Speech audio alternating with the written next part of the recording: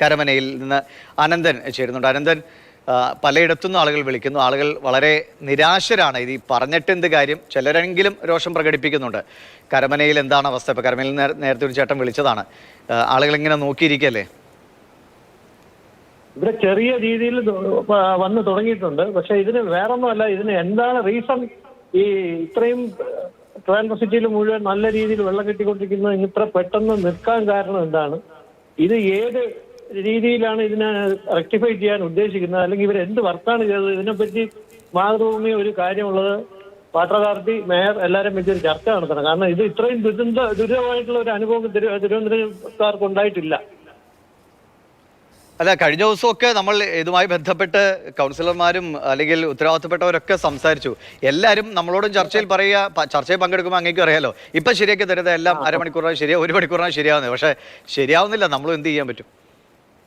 അല്ല, അതിലല്ല, ഈ ഒരു ഇഷ്യൂ ഇത്രയും ജനങ്ങൾക്ക്, കാരണം ഈ എൻറ്റയർ സിറ്റി കംപ്ലീറ്റ് വെള്ളമില്ലാതെ ആകത്തക്ക രീതിയിൽ 5-6 ദിവസം നിൽക്കാത്തക്ക എന്ത് വർക്കാണ് ഇവർ ചെയ്തത്, എന്താണ് ഇതിനുള്ള കാരണം എന്നുള്ളത് ജനങ്ങളെ അറിയിച്ചാൽ കൊള്ളാമായിരുന്നു. കാരണം ഇനി ഇതുപോലുള്ള വരികയാണെങ്കിൽ അതിനൊരു പോംവഴി എന്തെങ്കിലും കണ്ടെത്തുന്നുണ്ട്. കാരണം 5-6 ദിവസം കുടിക്കാതെയും ജീവിക്കാന്ന് വെച്ച് കഴിഞ്ഞാൽ വളരെ ബുദ്ധിമുട്ടുള്ളൊരു കാര്യമാണ്.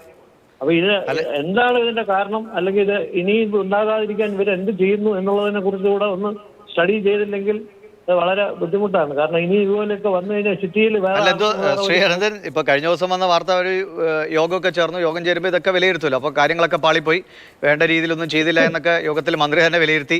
ഇനി വ്യാഴാഴ്ച ഒരു പൊതു നിർദ്ദേശം, അതായത് ഇങ്ങനെ ഒരു സാഹചര്യം വന്നാൽ എങ്ങനെ അതിനെ മറികടക്കണമെന്നൊക്കെ ഒരു നിർദ്ദേശമൊക്കെ തയ്യാറാക്കുമെന്നാണ് പറഞ്ഞിരിക്കുന്നത്. നമുക്ക് പ്രതീക്ഷിക്കാം ഇന്നെങ്കിലും വെള്ളം കിട്ടട്ടെ, അല്ലേ?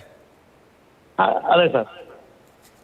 ശരി, കണ്ടോ, ആളുകളുടെ പ്രതികരണങ്ങൾ പലയിടങ്ങളിൽ നിന്ന് വരികയാണ്. അപ്പോൾ എല്ലാ പ്രശ്നവും പരിഹരിച്ചു എന്നാണ് വാട്ടർ അതോറിറ്റി പറയുന്നത് തലസ്ഥാന നഗരത്തിലെ.